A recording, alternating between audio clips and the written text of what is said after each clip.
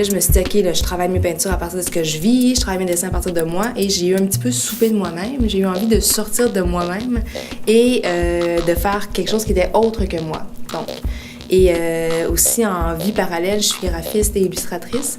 Donc, j'ai accumulé au fil des années des dizaines et des centaines d'images sources pour faire d'autres projets.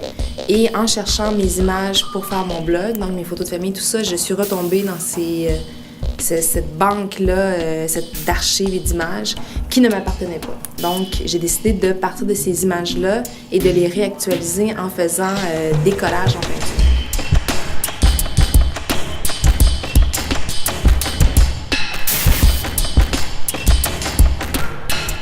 Donc, je me promenais dans la rue comme ça et je prenais en photo ces poubelles-là, ces déchets-là, et ce que moi j'appelle l'effet cinéma. Donc, quand je me promène puis que je vois quelque chose puis je me dis « Ah, ça aurait fait tellement une belle scène de film, des fois c'est une lumière, des fois c'est comme une atmosphère. » Donc, je recueillais ça dans ce que moi j'appelais mes errances. Donc, je me promenais tout ça et je recueillais ces images-là.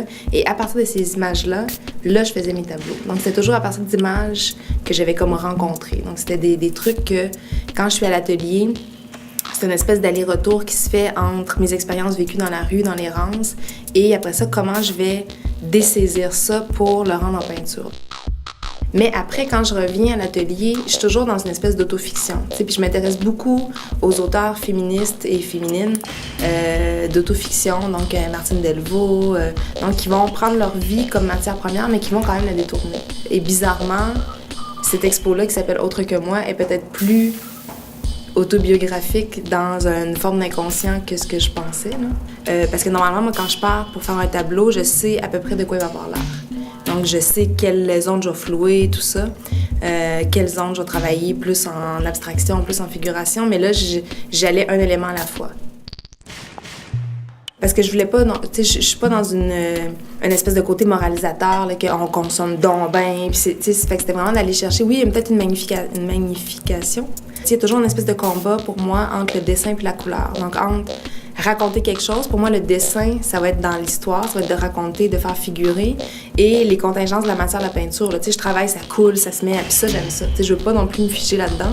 Donc, tous mes tableaux, je commence par une abstraction expressionniste ou une abstraction. Donc, je mets de la couleur sur le canevas, puis quand ça devient un tableau abstrait qui pourrait se tenir, là, le travail de l'image commence. Pour moi, quand j'étais plus jeune, c'était vraiment, là, j'avais ce souci technique-là d'arriver à quelque chose. Je voulais que ça soit photoréaliste. Puis une fois que je suis arrivée à cette fin-là, j'ai trouvé ça tellement froid et plate, mes tableaux, que là, j'ai eu envie de me réamuser.